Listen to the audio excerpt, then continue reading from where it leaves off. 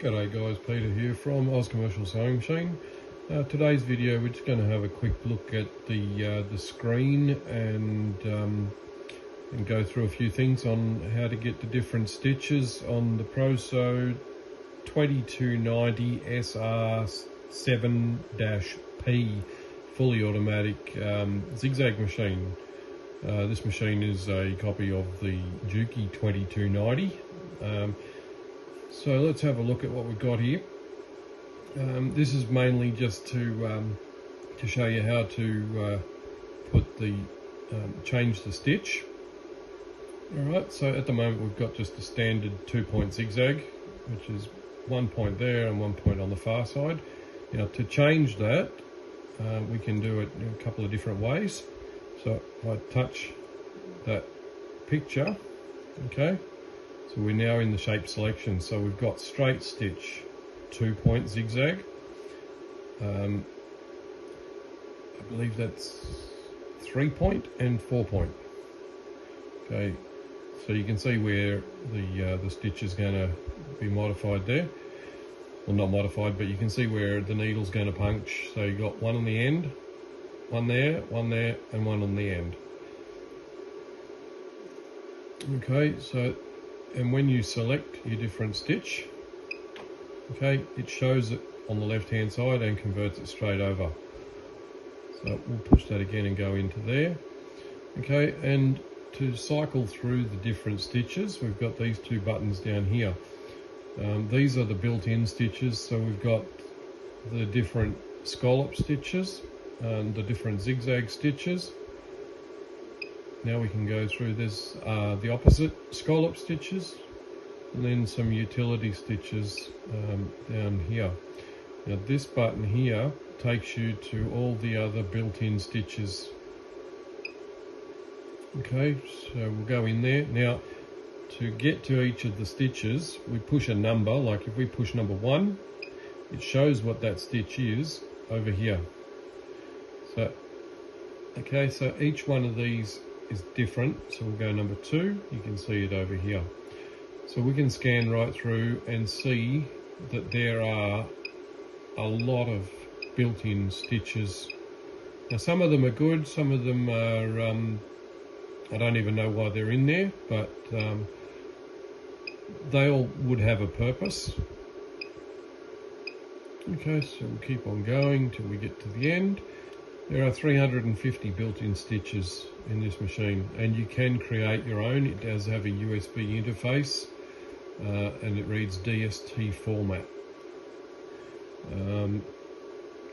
Okay, so if we go back, we'll X out to close that section, and we're back to here.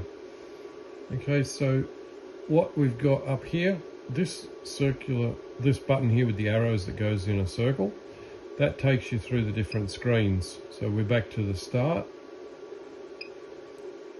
Okay, that then takes you to the reversing stitch and the reversing stitch for the start and the end tack. So we can turn those on. Okay, and you can make those for A, we can go like for straight stitch.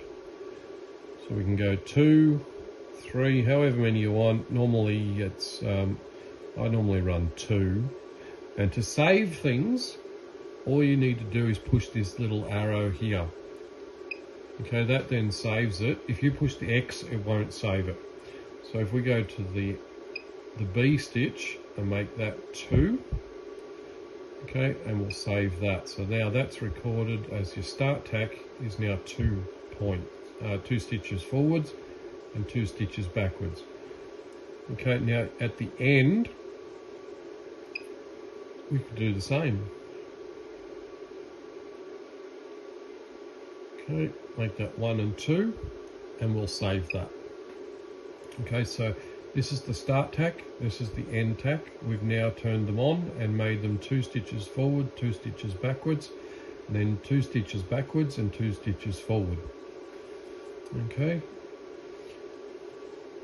and that can be turned off for the straight stitch on the main page. So if we select the straight stitch, Okay, we're showing that the reverse stitches are on. Okay, so we can turn those off, no problem. Or we can turn them back on and they will run at the recorded stitch that we made previously. Okay, that's what this one means. It's the start tack and that's the end tack. So you set them up in the previous screen and they work here. This is your stitch length. Now, okay, so we go, maximum should be set up at 3. That's how the machine runs on most of the decorative stitches. It runs at a maximum of 3mm stitch length. You can set it at 5, but your decorative stitches won't work at 5. They're set up to run at 3. So once you're finished with your straight stitch, you have to turn this feed back to 3mm through the computer, not in this screen. So we'll leave that at 3. Okay, so that's, and then what we've got here, our reverse, okay, is the same. So it should punch through the same holes in reverse as it did the forward. So you set it to 3, it'll reverse 3mm stitch length as well.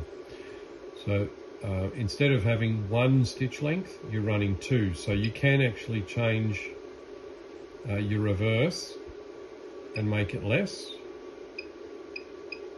Okay, so you go upwards. So there's your -2mm, so it's not going to go through the same holes. It's going to look a little weird. So we leave that and we'll go back down to 3mm, so it's the same. So you keep those two the same and it'll be through each of the same holes. Now this one is your needle position. Okay, so at the center is 0, at the far left is 4, and far right is 4 because it's 8mm stitch width. Okay, so you can change your left hand 4mm, and that's right over. And then you go 4mm this side, and then you got 4mm from the center to the right hand needle position. So wherever you feel comfortable setting your needle position, that's how you do your needle position for straight stitch or for zigzag. You can start left or right. So we'll get out of there and we'll show you that in a zigzag stitch. We'll run that needle center at the moment. So if we go to the zigzag, okay, we've currently got our zigzag stitch width set at 6mm, so we're not running the full 8mm. I can change that by going all the way up to 8mm width. We'll save that. Okay, we're starting in the middle. The zigzag stitch is in the center. Okay, that's where it always runs. Now you stitch forward. Okay, your stitch length is 2mm forward, and they've got 2.5mm backwards. Okay, so that's not going to punch through the same holes. It'll punch longer going backwards. Now these ones, okay, so you can bias where your needle position starts. You can start it optional, it doesn't really matter where, it'll start wherever, or you can start it at the right and your needle will be positioned on the right, or you start it on the left. This means it'll start wherever the needle's positioned. Okay. Alright, so that's the basic center section. Now we'll go to the 3-step zigzag. That's what they call it. Now this is your speed as well. So your maximum speed is set up to be 2,500, which is fairly quick anyway. So you can adjust it from here. And we'll come it down arrow. we'll save that at 1200. So this one here, the maximum speed stays the same because that's what the machine's set to. This one here is what that stitch is going to be, maximum speed. Okay. So if we set this,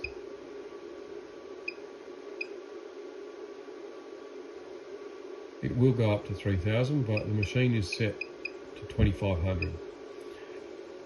Now we can adjust the machine to be faster than that, but I don't really see a need for it. That is quite fast. Okay, so it's next stitch is the 4-step. Okay, same again, we've got the width 8mm, we've got the length 1mm. We're starting at the wherever the needle is. Okay, we're starting in the middle.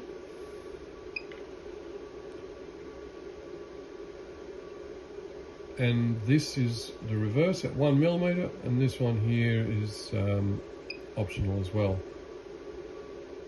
So this is the end position.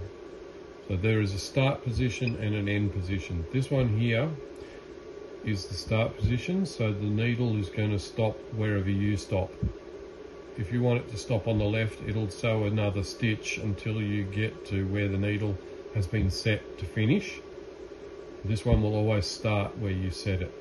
So if we wanted it to finish on the right, if the needle's on the left when you take your foot off, it'll do another stitch to get to the right hand position. It's easier to leave it there, and that way it'll stop when you pull your foot off. Okay, so that's pretty much the center section. Let's go back to there. Okay, now up here is your needle position. You can leave that up or down.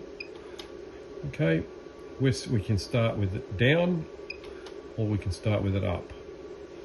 Okay, this button, the I, takes you through to all your parameters, which you don't really want to go in and adjust anything there. The only thing really that we could change from memory is the speed, motor speed.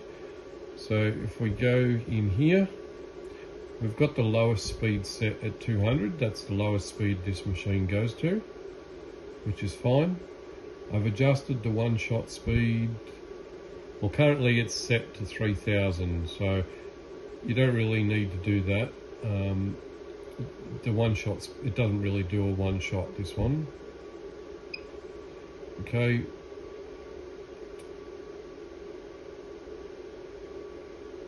That's all your calibrations. Okay, so we don't want to do anything in there.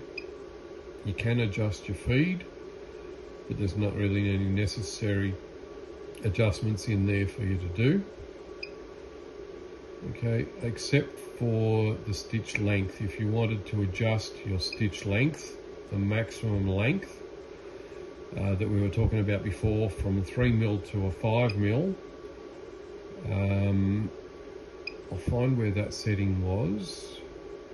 I'm pretty sure it was in here.